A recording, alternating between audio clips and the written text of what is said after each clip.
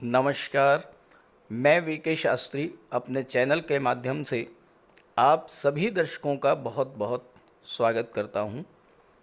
7 जुलाई से 7 अगस्त के बीच एक बहुत ही अद्भुत और विलक्षण ज्योतिषी घटना घटित होने जा रही है।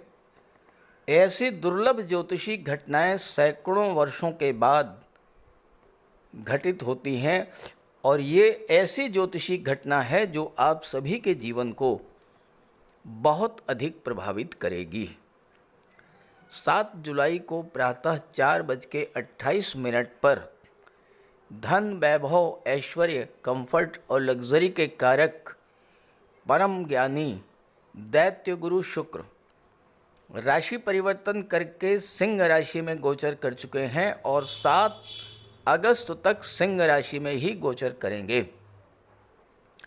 सिंह राशि में ही शुक्र वक्री होंगे 23 जुलाई को और वक्री होने पर शुक्र के बल में कई गुना वृद्धि होगी और साथ ही साथ वक्री अवस्था में शुक्र एक भाव पीछे का भी फल आपको प्रदान करेंगे। सिंह राशि में शुक्र के गोचर करते ही गुरु और शुक्र के बीच नवम पंचम का योग बनेगा। गुरु और शुक्र जो ज्योतिष शास्त्र में सबसे अधिक शुभ ग्रह माने जाते हैं और यही दो ग्रह ऐसे हैं जो कि कुंडली के हर दोष को नाश करने वाले होते हैं और जब ये दोनों ग्रह एक दूसरे से त्रिकोण पर होंगे तो एक दूसरे को एक्टिवेट करेंगे और बहुत ही शुभ फल देंगे। ज्योतिष शास्त्र में नवम पंचम योग को बहुत ही श्रेष्ठ और शुभ फलदायी माना गया है। भले ही नवम पंचम योग बनाने वाले ग्रह शत्रु हों या मित्र। शुक्र के इस गोचर काल में मंगल भी शुक्र के साथ होंगे और मंगल का बल भी शुक्र को प्राप्त होगा। इसके अलावा गुरु और मंगल का भी नवम पंचम का संबंध बनेगा। गुरु और मंगल जो कि एक दूसरे के परम मित्र हैं, जब नवम पंचम का योग बनाएंगे तो मंगल भी एक्टिवेट होंगे और गुरु भी एक्टिवेट होंगे और ग्रहों के सेनापति और ग्रहों के महामंत्री जब आपकी कुंडली में एक्टिवेट होंगे तो फिर आप कल्पना कर सकते हैं कि कितना लाभ आपको होने जा रहा है। जब भी कोई दो ग्रह एक दूसरे से एक त्रिकोण पर होते हैं तो एक दूसरे को एक्टिवेट करते हैं। तो इस तरह से 7 जुलाई से 7 अगस्त के बीच गुरु, शुक्र और मंगल तीनों ही ग्रह आपकी कुंडली में एक्टिवेट रहेंगे और आपको इन तीनों ही ग्रहों के गोचर का पूरा फल प्राप्त होगा। तो शुक्र के इस राशि परिवर्तन का मीन राशि के जातकों के जीवन पर क्या प्रभाव पड़ेगा, इसी का विश्लेषण करेंगे इस वीडियो में। लेकिन उससे पहले ये समझेंगे कि शुक्र क्या है और शुक्र का प्रभाव क्या होता है, क्योंकि जब तक आप शुक्र को नहीं समझेंगे तब तक शुक्र के राशि परिवर्तन के प्रभाव को ना तो समझ पाएंगे और ना ही उसका लाभ ले पाएंगे। ये विश्लेषण आपकी चंद्र राशि के आधार पर किया जा रहा है और वीडियो के अंत में मैं आपको दैत्य गुरु शुक्र के उपाय भी बताऊंगा। पहले ये समझते हैं कि शुक्र क्या है और शुक्र का हमारे जीवन पर क्या प्रभाव पड़ता है। ज्योतिष शास्त्र में शुक्र को धन, वैभव, ऐश्वर्य, समृद्धि, संपन्नता, लव, रोमांस, विवाह, संतान, लग्जरी और विलासिता का कारक माना गया है।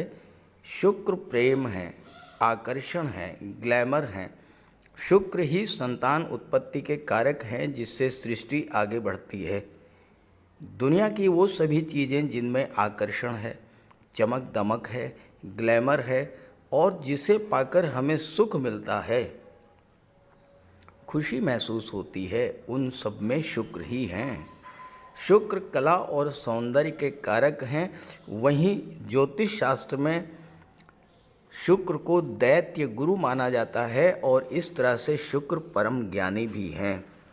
शुक्र हमारी इच्छाओं और सपनों को रिप्रेजेंट करते हैं और अगर शुक्र कुंडली में बली हो तो ऐसे जातक की हर इच्छा पूरी होती है। वह जातक सुख वैभव विलासिता का भोग करता है। ऋषि पराशर का कहना है कि शुक्र और देवगुरु दो ही ऐसे ग्रह हैं जिनमें कुंडली के सभी दोषों को दूर करने की क्षमता होती है। शुक्र व्यक्ति को अत्यंत लोकप्रिय बना देते हैं, महान पब्लिक फिगर बनाते हैं और ऐसे जातक जिनकी कुंडली में शुक्र बली हों वो कला, अभिनय, सिनेमा जगत, टीवी सीरियल या मॉडलिंग के क्षेत्र में नाम, यश और अकूत धन संपदा अर्जित करते हैं। जीवन में शुक्र का प्रभाव इतना अधिक है कि शुक्र ना हो तो जीवन बिल्कुल नीरस हो जाएगा। न धन होगा, न सुख होगा, न प्रेम होगा, न आकर्षण होगा और ना ही सुख सुविधाएं होंगी। इसलिए शुक्र को बलवान रखना जीवन के सुखों का भोग करने के लिए ज़रूरी है। इसलिए शुक्र का उपाय करते रहें। उपायों पर आगे चर्चा करेंगे। अब प्रश्न ये है कि किन जातकों पर शुक्र के राशि परिवर्तन का सर्वाधिक प्रभाव पड़ेगा। वो जातक जिनकी जीवन में शुक्र की महादशा या अंतर्दशा चल रही हो या जिनकी राशि शुक्र की राशि तुला या वृषभ राशि हो या जो शुक्र के मित्र ग्रहों की राशि मकर, कुंभ, मिथुन या कन्या राशि के जातक हों, वो विशेष तौर पर इससे प्रभावित होंगे।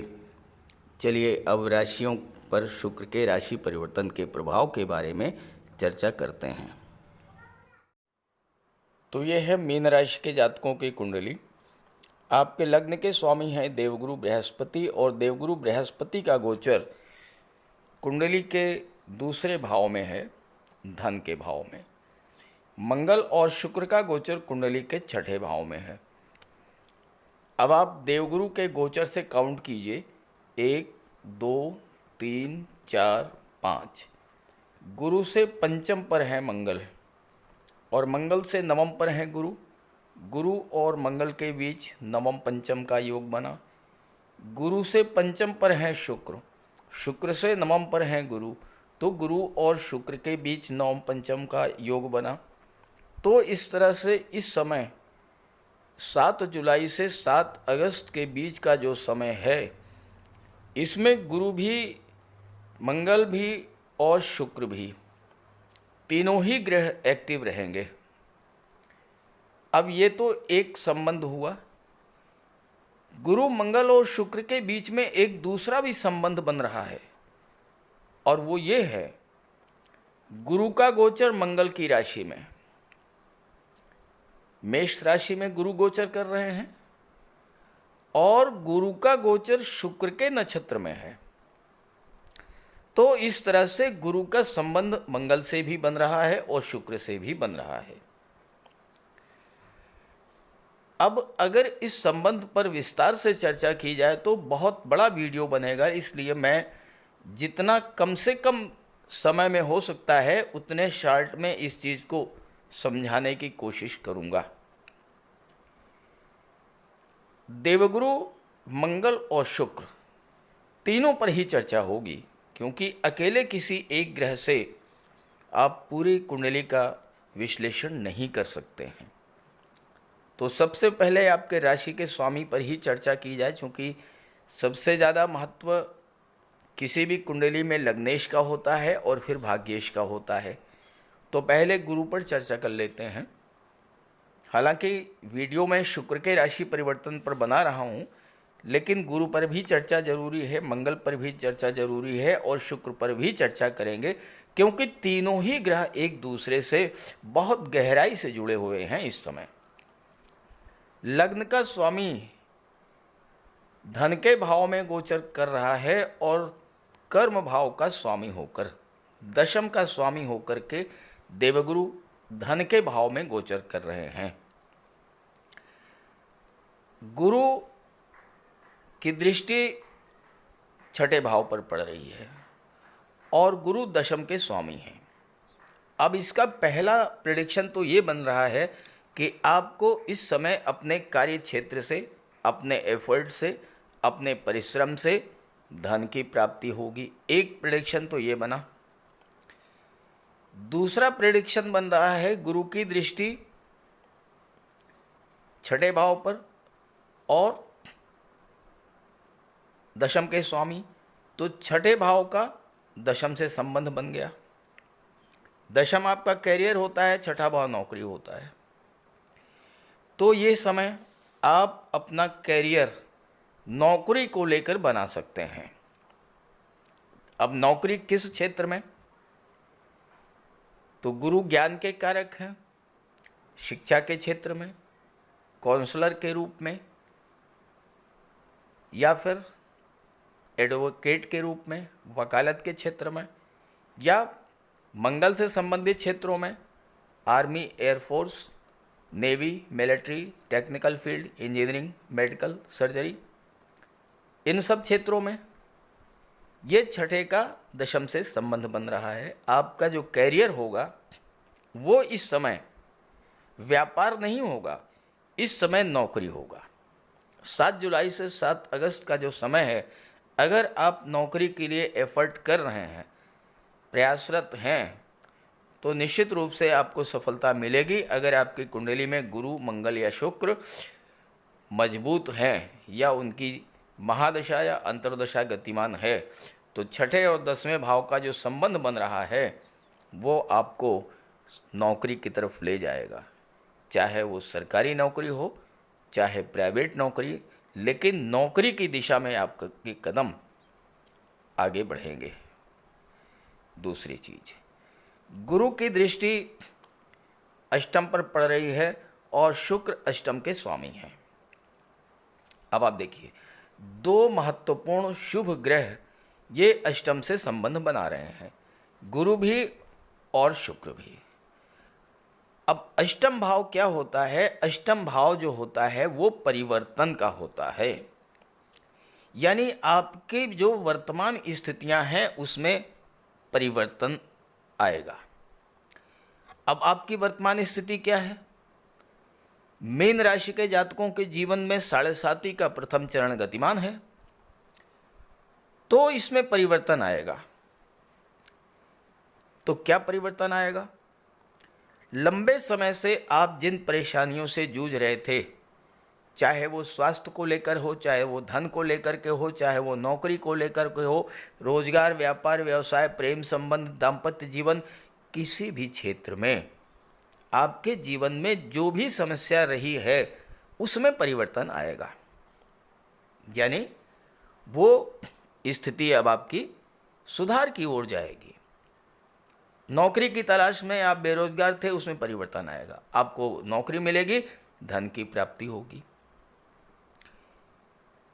कुंडली का अष्टम भाव जो है ये रिसर्च का होता है। गुरु की दृष्टि पड़ रही है, शुक्र इसके स्वामी हैं, गुरु आपके लग्न के स्वामी हैं। अब आप रिसर्च करेंगे। अब रिसर्च का मतलब ये नहीं कि आप किसी लैब में जा कर के रिसर्च करना शुरू कर देंगे। रिसर्च आप अपने ऊपर करेंगे, क्योंकि गुरु आपके लग्न के स्वामी हैं, लग्न आपका व्यक्तित्व है।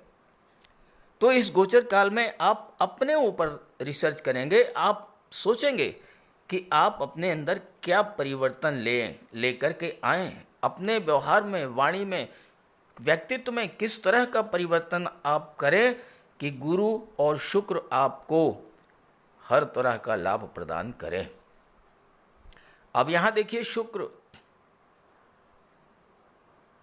12वें भाव पर दृष्टि डाल रहे हैं और शुक्र दूसरे भाव के स्वामी, तीसरे के स्वामी हैं। तीसरा भाव पराक्रम पुरुषार्थ है, तीसरा भाव सोशल मीडिया है, तीसरा भाव ऑनलाइन एक्टिविटीज़ है, तीसरा भाव टूर एंड ट्रेवल्स है।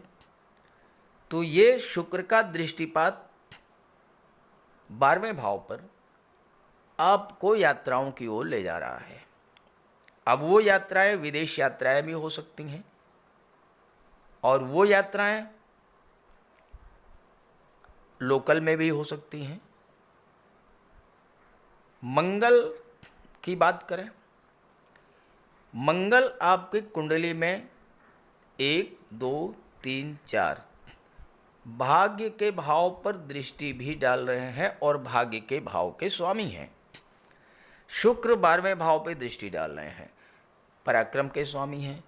ये क्या इसका अर्थ निकल रहा है? नवम भाव जो है ये तीर्थ यात्राओं का है, नवम भाव उच्च शिक्षा का है, नवम भाव धर्म अध्यात्म का है, 12वां भी धर्म अध्यात्म का है, विदेश का है।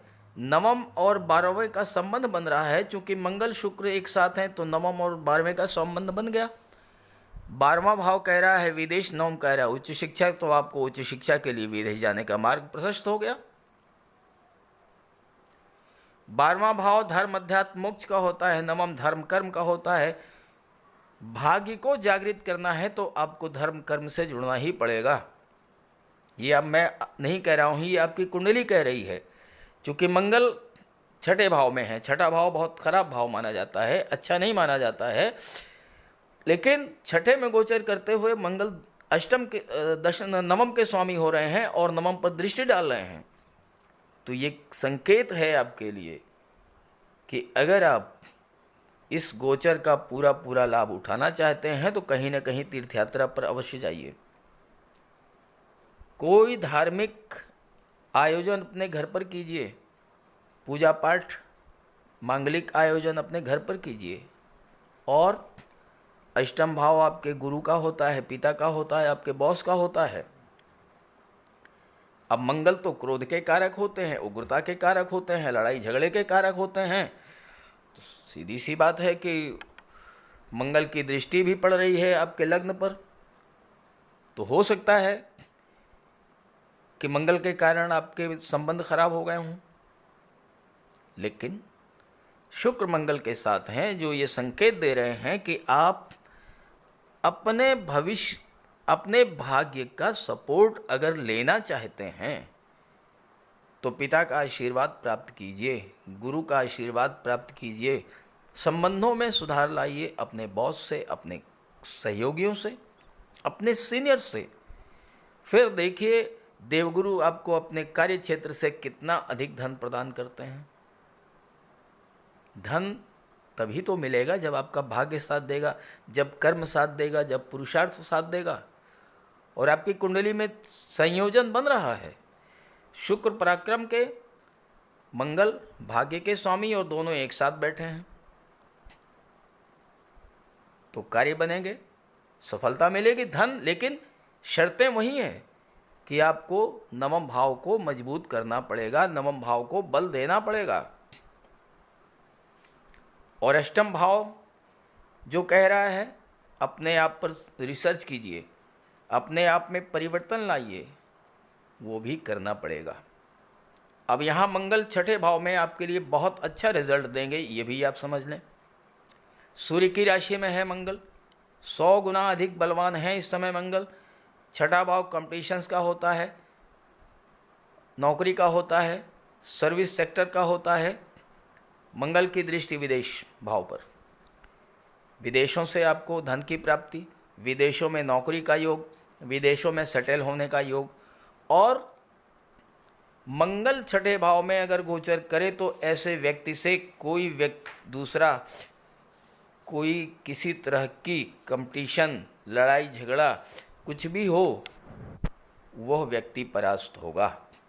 मंगल के सामने कोई टिक नहीं सकता है।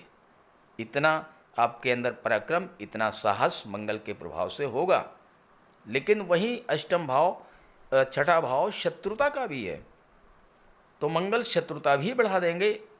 इसलिए वाणी पर नियंत्रण रखना बहुत ज़रूरी, क्योंकि मंगल दूसरे भाव के स्वामी हैं। दूसरा भाव क्या है? वाणी का है। दूसरे के स्वामी होकर छठे में बैठ गए तो छठा शत्रुता का है। वाणी पर नहीं नियंत्रण रखेंगे तो लड़ाई झगड़े होंगे, शत्रुता बढ़ेगी, और जब लड़ाई झगड़े होंगे, शत्रुता बढ़ेगी, तो कोर्ट कचहरी की नौबत भी आ जाएगी, क्योंकि 12वां भाव कोर्ट कचहरी का और मंगल की दृष्टि। तो वाणी पर विशेष ध्यान।